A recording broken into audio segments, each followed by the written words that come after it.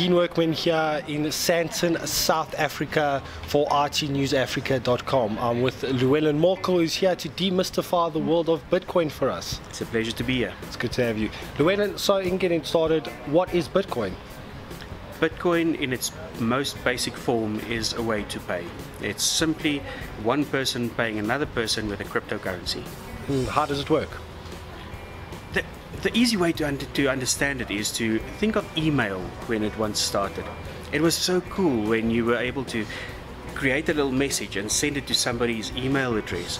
And once you've pressed send, that message landed on the other person's computer in milliseconds. It's instant. Bitcoin works in the same way. You simply enter somebody's Bitcoin address, press a button, and that person gets the money on the other side of the world instantly. And what can be done with Bitcoin? So many things, and that's why it's so popular. Bitcoin has become the de facto way of funding IT projects.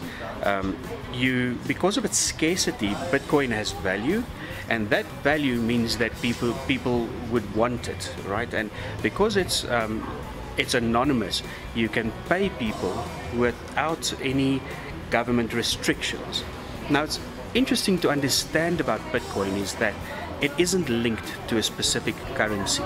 It has its own value. It runs on its own network and its own infrastructure. And I think that's why it's so valuable.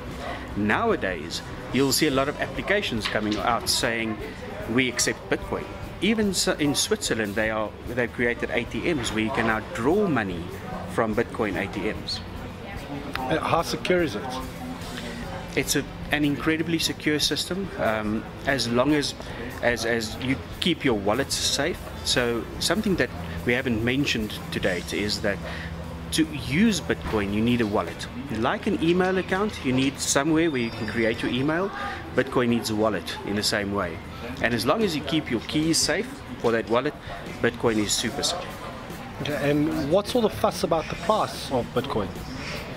So the price of Bitcoin, a lot of people use that as an investment tool. So they would buy a bunch of Bitcoin and they would keep it and wait for the price to go up and then sell it. Now the thing with Bitcoin is you cannot go and generate more and more and more of it. There's a finite amount. The creator decided to only release 21 million coins, and not all at the same time. They were released in little batches, right? So at the beginning of a year, they'll release a set of Bitcoin, and that then gets sold. Anything that adheres to the economics of the economic principles of supply and demand works in that way, where once there is high supply, the price will go down. Once there's high demand, the price will go up. And that's the Bitcoin price. And what do you see as the future of Bitcoin? The future of Bitcoin is just going to go financially, it's going to become more and more expensive as the coins become scarce. So at a point there won't be any new coins generated. The 21 million that's available will be the entire amount. It's going to cost you a fair amount of money to buy a Bitcoin to do other trading. So one of the things that Bitcoin is big in is smart contracts. For two companies to enter into a smart contract, you're going to need a cryptocurrency, and that cryptocurrency is Bitcoin. And that people will need to buy Bitcoin, and that's why the price is going to keep on going up. Okay, thank you so much, Llew. I hope this demystified the world of Bitcoin for everyone.